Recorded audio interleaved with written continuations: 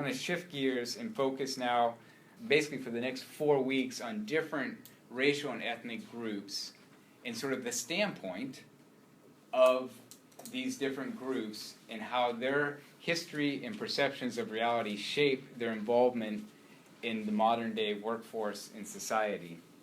And so the first group is African Americans. One interesting critique I have of the book, and someone raised it in their memo, is that, so do we talk about blacks? Do we talk about African Americans? Do we talk about black people? Should it be capitalized? When we talk black and white, should it be capital B or lowercase b? And one critique I have of this book, and it's more of a visceral experience when I read it. When someone uses a term, blacks, it has this subtle dehumanizing effect. And I'll find myself saying, black people, not blacks, but black people, to recognize and reinforce the fact that it isn't them or those people, it's black people. And someone wrote in one of their memos that even they felt it, like their intuition was that using the term African American was affirming their place in society. Or like in the media, it would have a negative slant to it of just saying blacks. And so part of it is the language we use. And I found in this book, I'm saddened that it uses the term blacks, which to me comes off as a slight more negative or derogatory versus black people or African Americans. Each of you will have different perspectives, and each of you will wrestle with, well, what's the appropriate thing? Part of it is asking your African American friends, like, okay, I'm an ignorant white person. When I'm talking about a group of people who happen to be African American, what's sort of the preferred way of addressing or describing that group? And again, not all black people are the same, so they're going to have different takes on it. But I bet you I can gain more valuable information by asking them than just sort of riding along on my own ignorant assumptions. So asking them from their standpoint, what's the preferred ways of referencing, or what ways of referencing are not helpful, or are signals of like, yeah, this is not a safe person to talk to. So in terms of African Americans, I think that the book did an excellent job of laying out the history of African Americans in the U.S., and we're going to watch a short video clip that just, again, chronicles the social reality of African Americans in the U.S. I may not get there with you, but I want you to know tonight that we as a people will get to the promised land. Human progress is neither automatic nor inevitable. Welcome to WatchMojo.com, and today we'll be learning more about the history of the American Civil Rights Movement. The end of the American Civil War in 1865 effectively meant the end of slavery, but African Americans were in for a long struggle before they were finally awarded equal rights. As of 1870, all eligible male citizens were able to vote. However, blacks were discouraged to by violence and eventually legal stipulations. In 1896, the Supreme Court ruled to maintain racial segregation in private businesses in a case called Plessy v. Ferguson. Soon broadened to include schools, many southern states applied this separate but equal mentality to all aspects of life. However, this led to the application of Jim Crow laws, which resulted in blacks being treated as second-class citizens. Segregated schools, public transit, restrooms, water fountains, and more continued well into the 1900s. In 1909, a group of prominent black and white campaigners created the National Association for the Advancement of Colored People, or NAACP. Their goal was to increase racial equality and challenge issues like the Jim Crow laws. Unfortunately, it was between 1910 and 1930 that white supremacist group the Ku Klux Klan saw its biggest expansion amid increased racial friction. Following the First World War, the NAACP was devoted to ending lynching by white vigilantes. By mid-century, the group became instrumental in the Brown versus the Board of Education of Topeka court case. This class action suit, filed in 1951, asked that segregation in schools be struck down. Taken to the Supreme Court, the case resulted in the first integrated school in the United States to open in the fall of 1955. Encouraged by the decision, the civil rights movement began to hold high-profile boycotts, marches, sit-ins, and other peaceful protests. These included 1955's Montgomery bus boycott in support of Rosa Parks. A watershed moment came in 1957 when a high school in Arkansas admitted a group of African American students nicknamed the Little Rock Nine. Protested by fellow students, the governor, and even the state's National Guard, President Dwight Eisenhower eventually intervened to ensure the students' safe passage. By 1962, universities also began integrating, though black students were still met with protests and violence. The Southern Freedom Movement continued into the 60s with support from newly elected President John F. Kennedy and his brother, Attorney General Robert Kennedy. The violence of the Birmingham, Alabama campaign influenced the president to fully endorse the movement. A great change is at hand, and our task, our obligation, is to make that revolution, that change, peaceful and constructive for all. On June 19, 1963, he proposed a civil rights bill to Congress, which was approved in 1964 after his death with support from President Lyndon Johnson. The bill struck down existing legislation that allowed for discrimination, and its approval was largely influenced by Martin Luther King Jr. and the March on Washington of August 1963. With this faith, we will be able to transform the jangling discourse of our nation into a beautiful symphony of brotherhood. Capturing the attention of the media and the population, this event attracted hundreds of thousands of people in support of civil rights. Following that, the Voting Rights Act of 1965 ended the prejudiced voting system. Instantly effective, blacks began voting and running for public office. However, just days later, on August 11th, a violent six-day riot in the Los Angeles neighborhood of Watts resulted in 34 deaths. This was indicative of a period of racially motivated violence that occurred in the mid to late 1960s. This era also saw the rise of Black Power, led in large part by Stokely Carmichael, in opposition to extremists like the Ku Klux Klan. This ideology was exemplified by the Black Panther Party, which followed the principles set forth by Malcolm X. Rising to prominence in the 1950s, his radical ideas advocated militancy for blacks. Black people are dissatisfied. They're dissatisfied not only with the white man, but they're dissatisfied with these Negroes who have been sitting around here posing as leaders and spokesmen for black people and actually making the problem worse instead of making the problem better. He remained an influential and controversial human rights activist until his assassination in 1965. The murders of civil rights leaders continued when Martin Luther King Jr. was killed in April 1968 and Robert Kennedy 2 months later. Despite racial tensions continuing into the 1990s, progress has been measurable. The election of President Barack Obama in 2008 is seen by many to be a culmination of centuries of work in favor of racial equality. This is the meaning of our liberty and our creed, why men and women and children of every race and every faith can join in celebration across this magnificent mall, and why a man whose father less than 60 years ago might not have been served in a local restaurant can now stand before you to take a most sacred oath.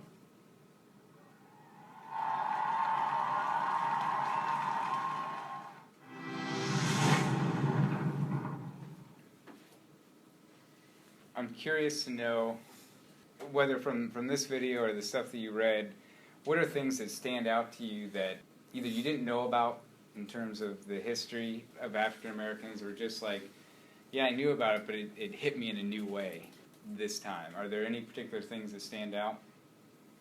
Mercedes. I think it's something that a lot of us knew, but like seeing like the whole segregation of like the schools and like the restaurants and all that, like I just can't fathom like having to walk to like the back of the bus, like having to like not having a choice to use a different water fountain, like black people have some sort of disease because our skin is darker. Like I just can't imagine like the people that have to actually live through that time and go through that. Like regardless of what happens today, like yeah, a lot of incidents are really bad, but compared to that, it's just like, and that was normal, so you can't do anything about it. Like if you do rebel, then you're probably getting arrested or beat up or something. So Mhm. it was kind of just like you have no voice at all. And so to see the progress that has been made, I think it's just amazing. Like, it might not seem a lot to some people, but just like seeing it like over and over again is a really big deal. Sure, yeah. And I think what strikes me is looking back, we're like, that's just almost unbelievable, like that society would operate in that way. But the reality was that was normal, and like few people questioned it. It's this idea of what we talked about, critical race theory, that it just becomes normal, and that's just the way life is. And so my question would be, what things are we doing today that seem perfectly normal and acceptable and fine, where 30 years from now we're going to look at it and be like, I can't, basically our children are going to say, I can't believe like you allowed that to go on. Like, what were you thinking? And yet when you're in it, there's these blinders that just sort of say, well, yeah, this is normal. This is just the way, this is how things work. And so you can look at how easily we can critique 30 years ago, but we should also be cognizant of the fact that there's probably things that we're doing right now that seem perfectly normal that 30 years from now will be like, wow, I can't believe we allowed for that. Olivia. I mean, I think just what I was talking about earlier with the segregated Greek systems. Mm-hmm. I mean, obviously, like the white Greek system that you were talking about, it's not that Black people aren't allowed in it. It's just kind of how it ends up falling into place. Like I'm in a house and we have one Black girl, and in our entire there's 100 people in our house and there's one Black girl. So I don't know. I can imagine looking back and just seeing more of a combination of the two systems. I don't know how long that'll take, but I can imagine that in a few years. A combination of the two, like there being less segregation between the two races. Yeah. Mercedes. I think just going off what Olivia was saying, me being a Black Greek, I think a lot of that has to do with like the history behind why Black Greek organizations were formed. And so I actually took a Black Greek class here last semester, and I learned that there is a Black Greek fraternity that was founded here in 1911, and IU in 1911 was segregated, and so I learned that the Black students lived where Kirkwood is now, and the white families that lived there, they opened up their homes to the Black students. And so I just find it to be really interesting that this big fraternity that is big now in our council was founded here during segregation. And so just going off what you were saying, like, I don't ever think that there's gonna be a time where there's like a lot of white people in NPHC, or there are a lot of white people in like PHA and IFC. Like, that's just because, according to history, like our council was founded for Black people, and yes, there are Asians and Hispanics and Caucasian people in our council, but it's mostly Black because that was like the significance, because we weren't allowed to say anything else, and so we had to form something for ourselves. And so there's less, I think, like bias towards, well, you're white, we're not going to let you in. I don't think it's that. I think that a lot of white people aren't comfortable coming to join like one of our organizations because they see a lot of Black people, and kind of vice versa. It's kind of like you go where you fit in, or you go where you think you belong. So, yeah. Yeah, there's valid arguments for having ethnic-specific organizations on campus, especially if you're a student of color or a minority. But you say like the Black Greek system was founded for Black students, but I would also say the white Greek system was founded for white students. It's not in the charter, it's just because that's all that existed was white people, so you didn't have to put it in there. Now it sort of has to be specified. So in the book, it does a good job of highlighting certain misperceptions that we have. And one of them is the idea that legalized discrimination and segregation ended with slavery. So the thought is, over 150 years ago, legalized discrimination and segregation ended with slavery, but that's actually a misperception. That's not reality. And really what persisted for another 100 years, essentially 100 years after the end of slavery, was a form of discrimination and segregation that was more or less legal, and it was what's known as the Jim Crow laws. And the Jim Crow laws were essentially this idea of separate but equal. So separate institutions, separate facilities, separate schools, separate ways of functioning in society, but that each would be equal. So the white population would have equal resources as the colored or non-white or black population. But was it really equal? And that's what ushered in the civil rights era, was that, yes, it's clearly separate, but not necessarily equal on several dimensions. And we're going to watch a video clip that explains a little bit about the Jim Crow laws, because we might hear about it today, like references to Jim Crow, but not really know what that era was like and how it came about. So this first video gives a brief overview of the Jim Crow laws, and in particular, the Supreme Court case called Plessy versus Ferguson. And really, it was the Supreme Court decision of Plessy versus Ferguson that ushered in this whole concept of separate but equal, which lasted for more or less 100 years following the Supreme Court decision, which was eventually then overturned.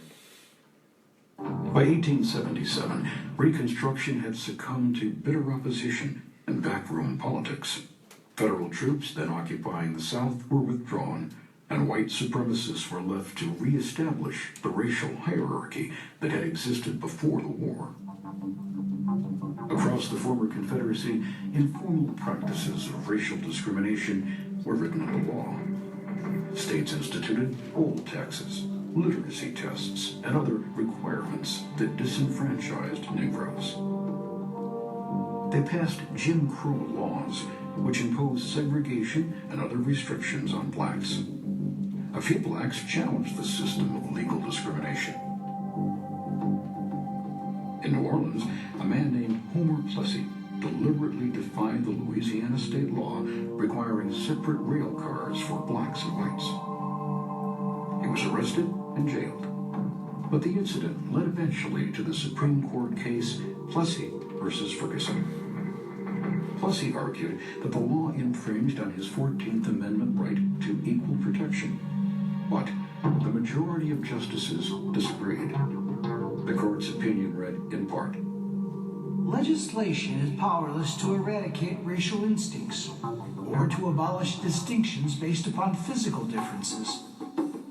If one race be inferior to the other socially, the Constitution of the United States cannot put them upon the same plane. The court affirmed that segregation was constitutional as long as accommodations were separate but equal. It also left it up to the individual states, not the federal government, to guarantee equal standards. As the lone dissenting opinion, Justice John Marshall Harlan wrote, the thin disguise of equal accommodations will not mislead anyone, nor atone for the wrong this day done. Plessy versus Ferguson became a landmark decision. It sanctioned a system of institutionalized racism that would persist for decades, one that would require a second period of Reconstruction to overcome. You know, the question is, if slavery was ended over 150 years ago, why do we still need affirmative action? So in a sense, 5 generations have existed without slavery. And so surely that's enough time to reestablish a presence within society, and a strong presence. But there's this idea of, in finance, it's called compounding interest. Like if you invest a little money early on, and over time it'll compound and build. And in the same way, if you have a little bit of debt that you don't take care of, it'll grow and grow and grow to where you're at a greater and greater deficit. Sociologically, there's this idea of cumulative advantage and cumulative disadvantage. And so if you think about it in terms of finances, it's pretty clear because you sort of have interest-bearing investments where your assets increase in value. And over time, and that's something that you can pass on from generation to generation, this accumulated wealth. But there's also social advantages, cumulative social advantages. And in the same way, there's cumulative social disadvantages. So if one generation gets poor or no education, then that disadvantage will be passed on to the next generation. And it could actually get worse for that next generation. There's this story it's an allegory of a father talking to his son who was like all proud of his accomplishments and was jumping around with excitement saying, "Hey, look at me, look at me." And the father just shoots back at his son. He's like, "Son, why are you acting like you hit a home run when in reality you started life on third base?" And the idea is that, we might think, "Hey, look at me, look what I've accomplished." But a lot depends on where you started. And that puts in perspective what you actually accomplished. It's not to minimize the accomplishment, but it's to put it in perspective. And if you think about it in terms of society is running a race, let's say a 100-meter race. And the idea is that socially, not everyone starts the race at the same place.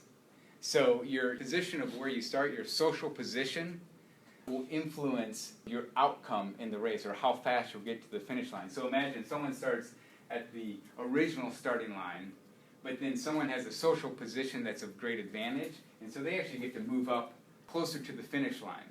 And so their social position influences where they start the race. And then also the social resources will influence how they perform in the race. So you think of social resources as like the equipment that you have, the types of shoes that you're wearing or the gear that you have, but not only that, but also the training facilities that you have and the coaches and all the different social resources that you have in place are going to influence how you perform in this race. And so it isn't just sort of like, hey, it's a level playing field. We all start off at the same place. That's not true. Your social position and your social resources influence your outcomes. Now, it's not to say that individual effort doesn't matter. It just means that individual effort isn't the whole story. And I think that's an important thing to remember throughout, that there's individual effort is still important and critical to this equation, but there's other factors, which I would call structural factors, which influence the social position and the social resources that we have. So I want you guys to think about, I'll ask a question. How many of you have been in a situation where you've done something illegal or something that might have been perceived as being illegal or questionable, possibly illegal, and you've been pulled over or questioned by a police officer?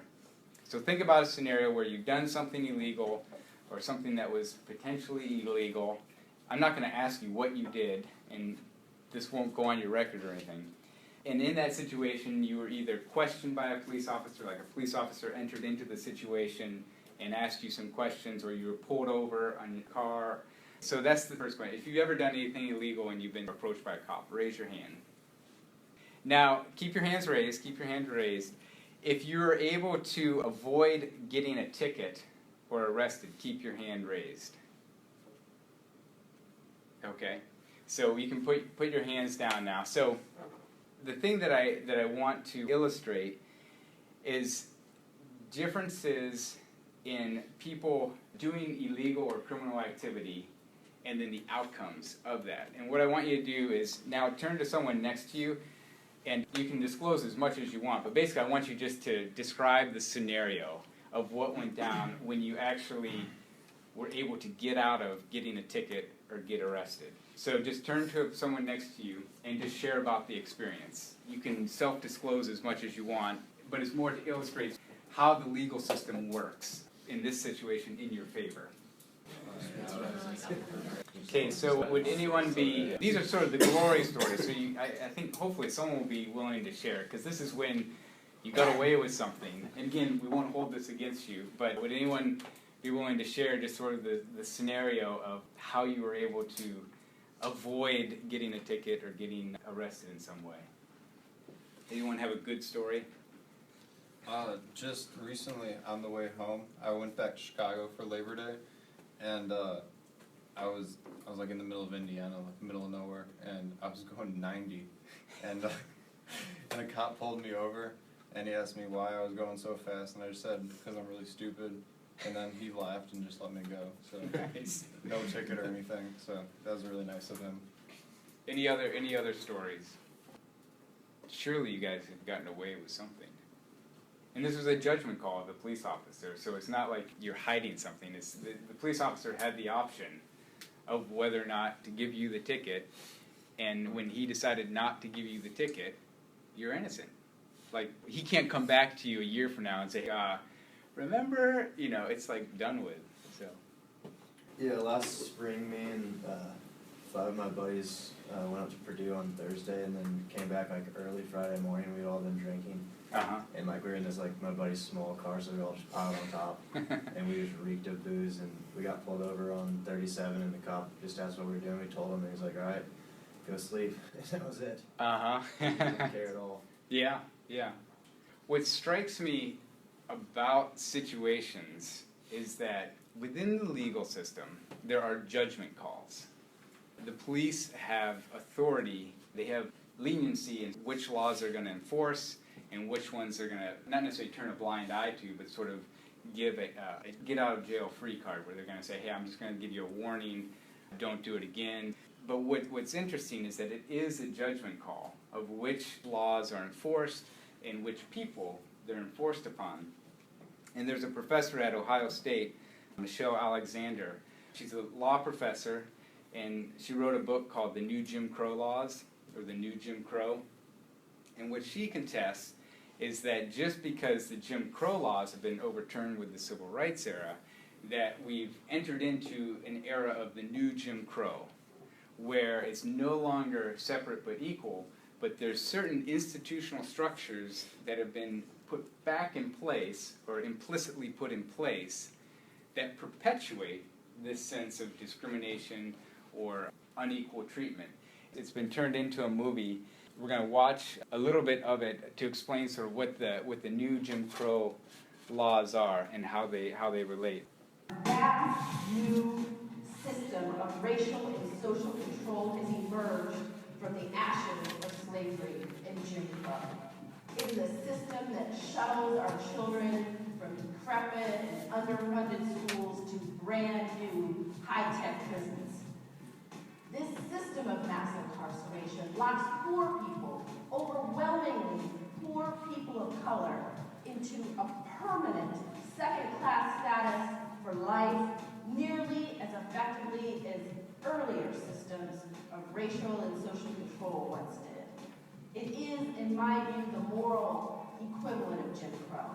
There was a time when I thought that claims and analogies comparing mass incarceration to slavery or mass incarceration to Jim Crow were exaggerations, were distortions, were actually more likely to do harm than good to efforts to reform the criminal justice system and achieve greater racial equality in the United States.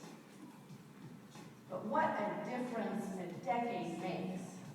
For after years of working on issues of racial profiling and police brutality and drug law enforcement in poor communities of color, and attempting to, quote-unquote, assist people re-enter into a society that had shown no particular use for them in the first place, I had a series of experiences that began what I call my awakening. I began to awaken to a racial reality that is so obvious to me now that what stuns me in retrospect is that I have remained blind to it for so long. I state my conclusion in the introduction where I write, what has changed since the collapse of Jim Crow has less to do with the basic structure of our society than the language we use to justify it. In the era of colorblindness, it is no longer socially permissible to use race explicitly as a justification for discrimination, exclusion, and social contempt. So we don't. Rather than rely on race, we use our criminal justice system to label people of color criminals and then engage in all the practices we supposedly left behind. To Today, it is perfectly legal to discriminate against criminals in nearly all the ways in which it was once legal to discriminate against African Americans. Once you're labeled a felon, the old forms of discrimination, employment discrimination, housing discrimination, denial of the right to vote, exclusion from jury service, suddenly legal.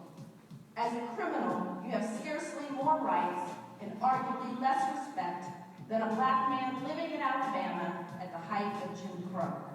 We have not ended racial caste in America, we have merely redesigned it.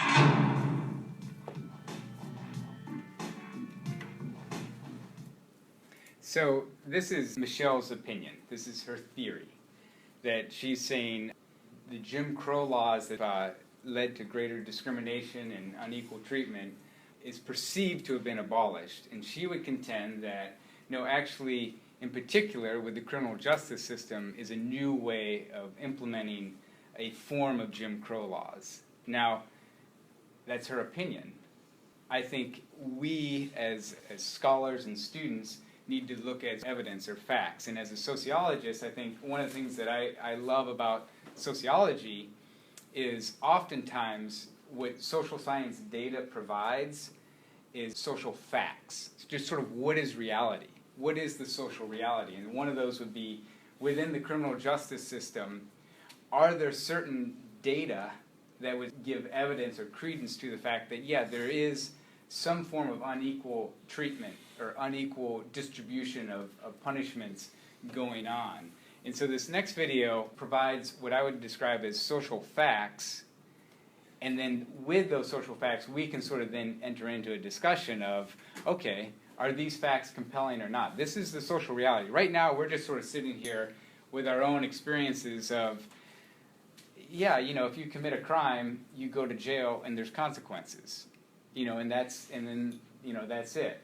But what if the enforcement of certain crimes for certain people varies by race or varies by class? What if people of a lower class actually end up getting convicted more often than people of a higher class? Or what if certain crimes are singled out as being more enforceable or greater punishment than other crimes? And so this next video provides some of the data related to the criminal justice system. The racial composition of the prison population in the United States is very different from the population at large. If people are worried about inequality in America today, I think this deserves more attention in the discussion. Racial inequality in the criminal justice system gets ignored because it doesn't affect most people. In 2010, over 1.6 million people were in state and federal prisons within the United States. So 497 out of every 100,000 Americans were in jail. About half of 1%. Less than 1%. That doesn't seem very large, but when you separate that population by race, you recognize that the personal effects of the criminal justice system are very unequally shared throughout our society. Whites make up 64% of the total population, but only 31% of the incarcerated population. Blacks represent 14% of society, but 36% of the prison population. Hispanics are 16% of America, but 24% of the American prison population. Less than 1 in 100 Americans are currently in jail, but for some races, genders, and age groups, that ratio is a lot larger. For example, if you're young, black, and male, it's closer to about 1 in 4. That means you'd have a higher probability of going to jail than of getting married or going to college. These results are unequal and problematic, as poor black communities lack so many of their members. But what can be done? The causes of this trend are undoubtedly complicated and multi-causal. But there is reason to suggest that part of the blame is our criminal justice system itself. In the ways police officers enforce laws, in the ways that laws are written and prosecuted, and more. In many cases, it is not overt racism by individual actors. Many police officers, prosecutors, and judges are undoubtedly trying to be fair and trying to do the right thing. But economics can explain how unequal enforcement of the criminal law happens anyway. This is because the political and bureaucratic structure of the criminal justice system creates perverse incentives. The formal laws surrounding drug prohibition, for example, are written as if to be colorblind. But people with different levels of wealth face different costs and benefits to participating in the drug trade. Different groups consume different drugs at different rates, and lastly, those groups are politically represented in very different quantities. Thus, they are arrested and incarcerated at very different rates. How could minority groups hope to use the political process to fix inequality when they are systematically over-incarcerated and disenfranchised? Despite noble intentions, politics often does not affect the basic incentives of costs and benefits faced by political or citizen actors. We might need a new approach to social change if we are going to address these problems. We definitely need more study into the causes of inequality, and we should admit that radical changes might be both necessary and preferable to the status quo.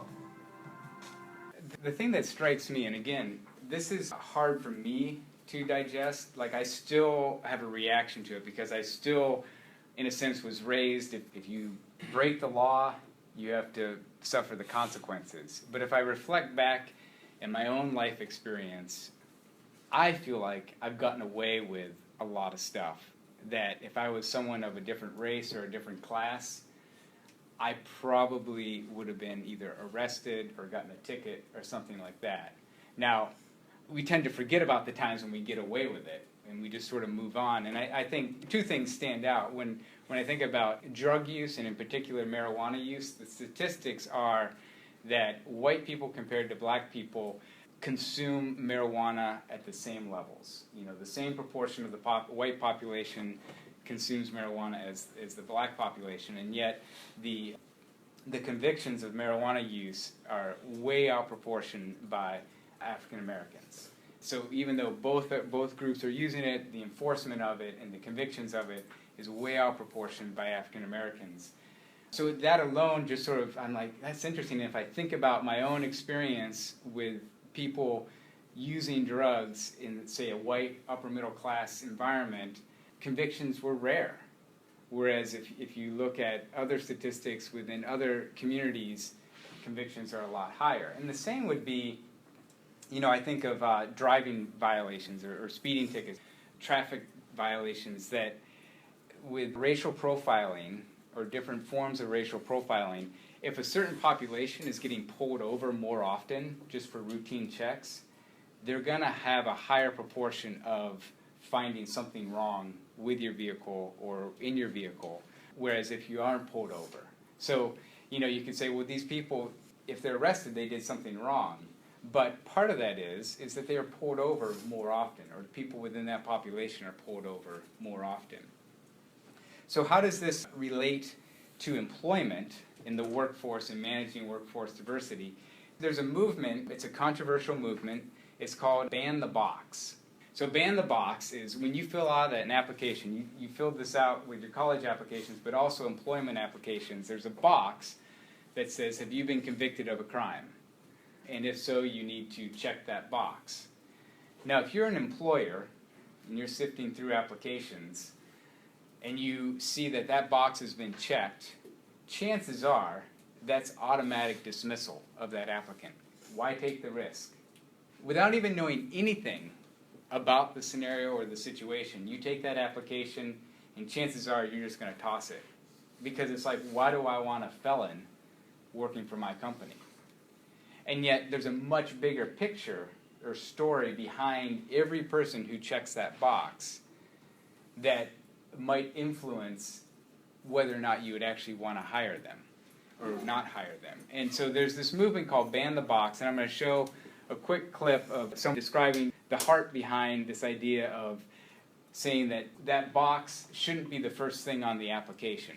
Like maybe, yes, disclosing it, but later on in the hiring process. Sort of like when you, I don't know if this happens with college, but definitely with employment, after you've been almost hired or they decide they want to hire you, they do a background check of different things, but it's very sort of, hey, let's just make sure that there's no surprises in there. But we've already decided we want you, and unless there's something egregious that we didn't know about, you have the job. And so the idea of Ban the Box isn't just turn a blind eye to anything that's happened in the past, but just do it much, much later in the hiring process.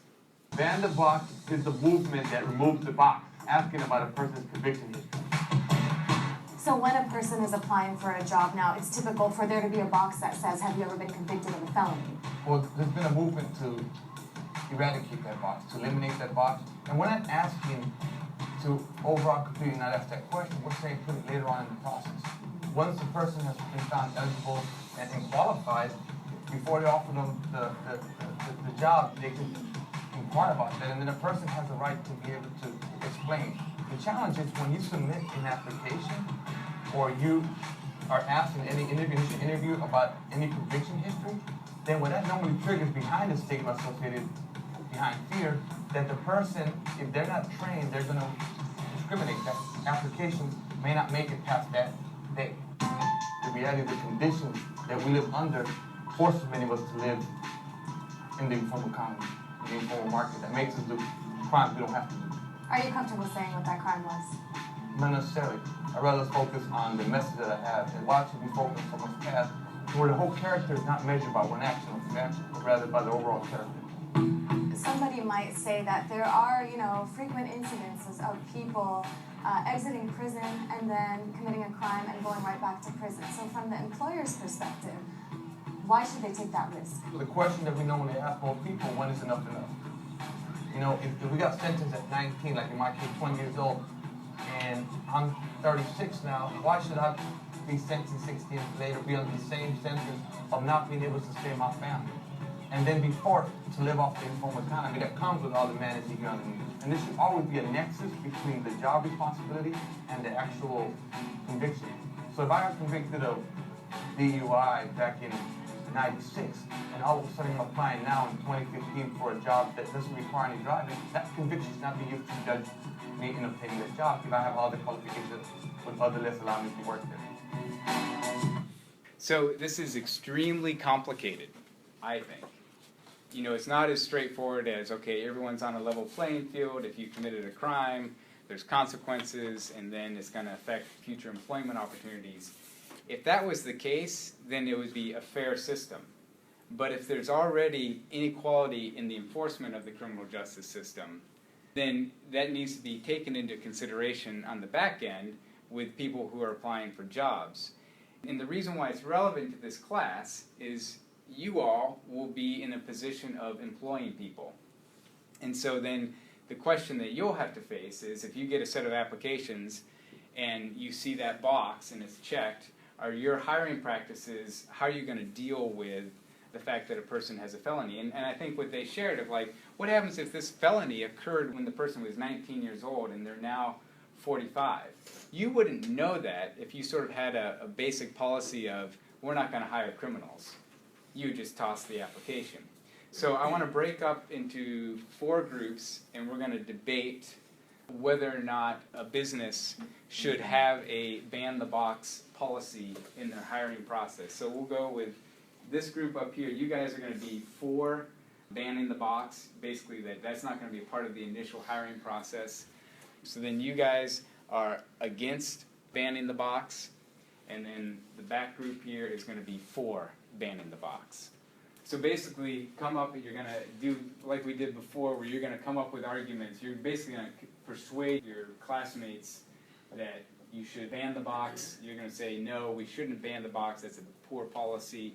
And you guys are going to say, yes, we should ban the box. And here's reasons why. So even if you don't agree with it, I want you to take the position of whatever you've been assigned to and come up with good arguments for that. So you have 3 minutes to come up with your argument, and make sure you have a scribe and a spokesperson. Okay, you guys ready? We'll start with this group, and the person who's the spokesperson, stand up, make your case for why some form of banning the box should be implemented. Okay, Sam has the floor. So a lot of the reasons we talked about were pretty much based on what we heard in the video. Oh, sorry. So we agree with a lot of things that the guy was saying who's initiating this type of campaign. So you may not know the entire story of what happened, or we could say that they may have just been in the wrong place at the wrong time with a friend, and we don't know the whole story if you just automatically put this box at the beginning of an application process and make them say that they were convicted and not ever give them the chance to explain themselves before you move on with them. And we also said, talking about like our personal applications that we filled out, and they usually give you one line to say like, if you're convicted of a felony, explain why. And that's not really enough room to go in depth and give your story. So we are pro ban the box. Cool. Thank you, Sam. Now, the people who are opposed to this ban the box campaign, who's the spokesperson? Okay. We looked at it from like an employer standpoint. Like, if I'm employing you or anybody here, I have a right to know. I mean, I'm not discriminating against you by knowing that.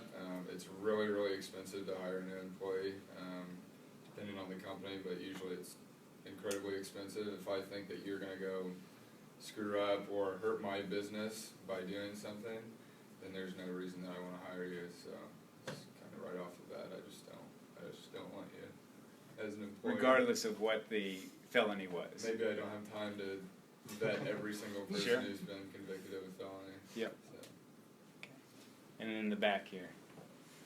We are for ban the box, but we didn't really say much different than what they said. Besides that, like, there's no reason to like disqualify a person if they're qualified just because of a crime they've committed in the past that could have no effect on the job at hand. Very good. So, from an economics perspective, ban the box is a very inefficient campaign. Think about it. You have 100 applications for one position, and you're thinking, I need to efficiently eliminate people for consideration. And so a very efficient criteria is, have they been convicted of a felony? And so to actually have to take time to discover the story behind the felony, like when did it occur, what was the crime, takes a lot of time. And in this course, and as we talk about managing diversity, I'm not making an economic argument. Because I think from a cost-benefit analysis, there's reasons to be homogeneous in your hiring practices, or to hire people who are similar to you or like you. But I think there are social arguments for why you as an employer could maybe lead your organization in a way such that you would step back and say, let's sort of challenge or critically look at some of our hiring practices and how they might be subtly discriminatory, or based on the society that we live in and how there's unequal distribution of resources or of punishments. And so, again, there are very good economic reasons why that box should be there, and other policies. That's why they're there. They're in place to make the hiring process more efficient.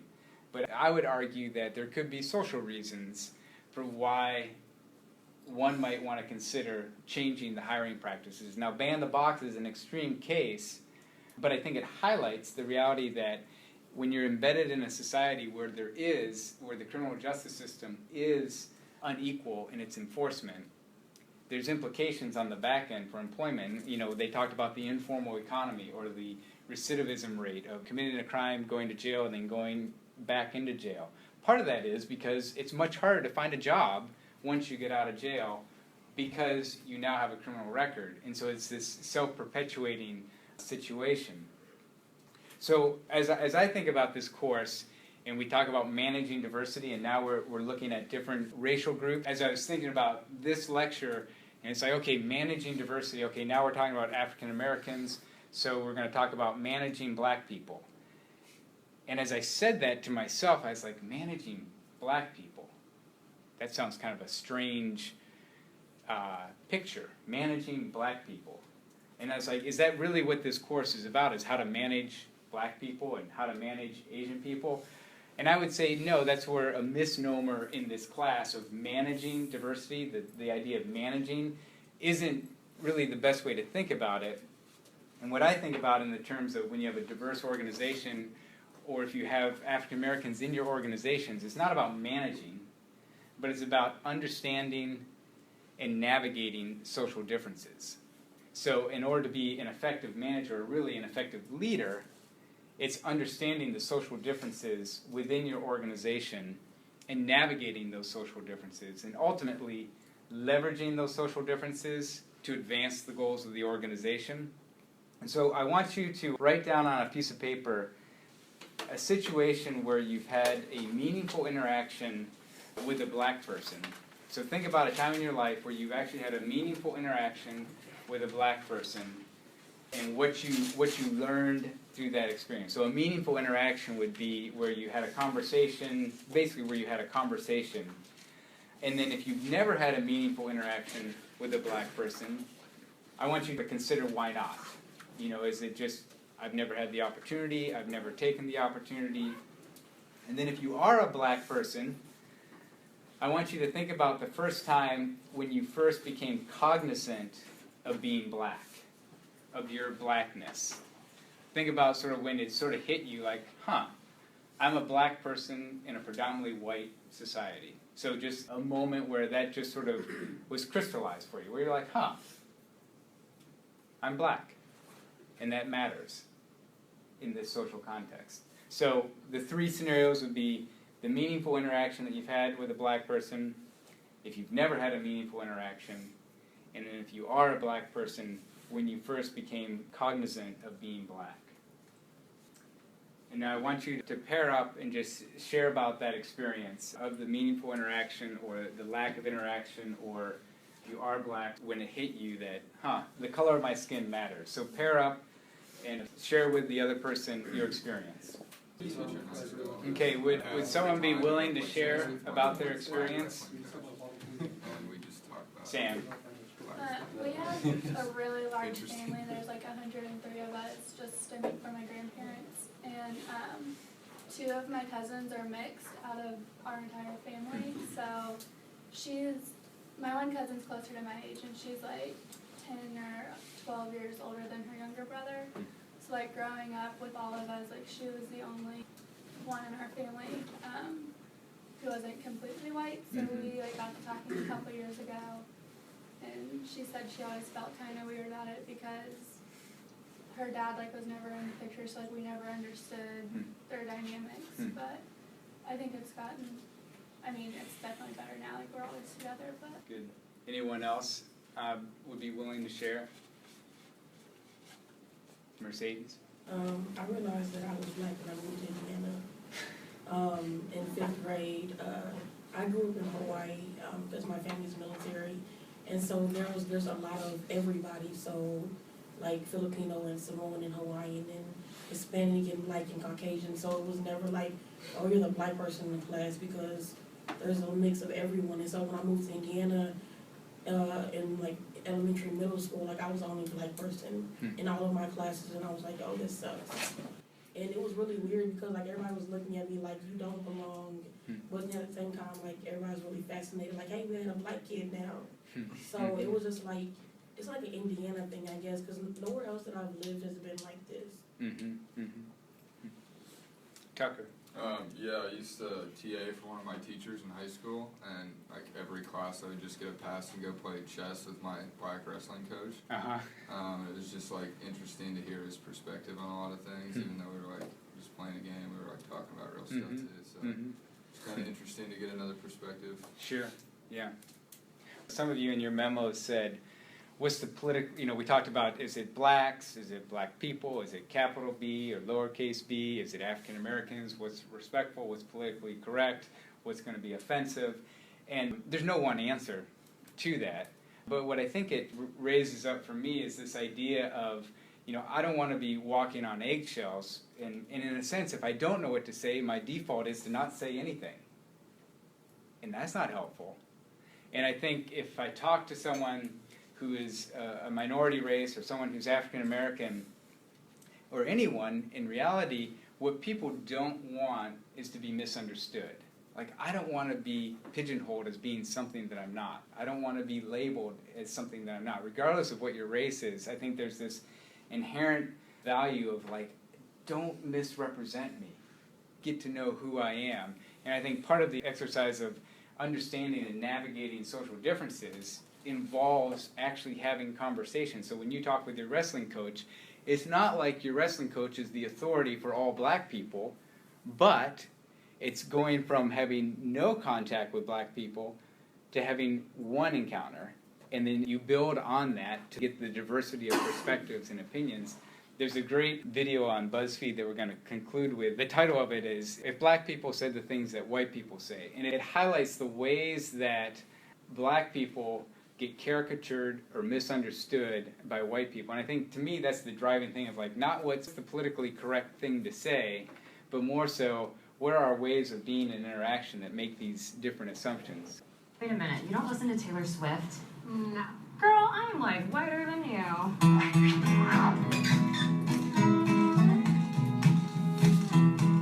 Was it hard to grow up in the suburbs? It must have been really boring with no police activity or anything. Your hair is amazing. You know, it's kind of like my golden retriever. It's so blue and lifeless. Like, how do you do that? Oh, wow. Your name is so easy to spell and pronounce. Wasn't it really easy to get a job? Check out these photos of me volunteering at an orphanage in Europe. Those little white boys and girls, they were so inspiring. Oh, wow. No, you don't sound like a dumb hick at all. That's so cool. You are so pretty for a white girl. It's really sad when Romney lost, huh? Good old Mitt. Couldn't do it. Could not do it. You were dating a white guy. Does he have like a really tiny penis? Oh, you must listen to that world music, right?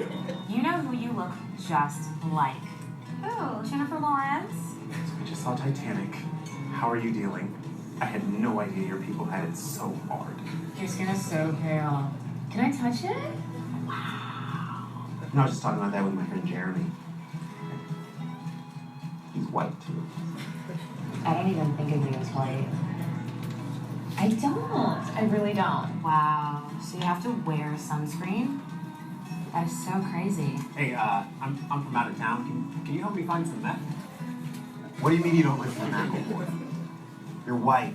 I've always heard that white girls are like super boring in bed. Oh, hey. Yo, what's up, my crack? Oh, no, man, it's cool. You know, I can say it. My girlfriend's white. Yeah, not cool, man. Oh, okay. My bad, Daniel. My bad. It's crack.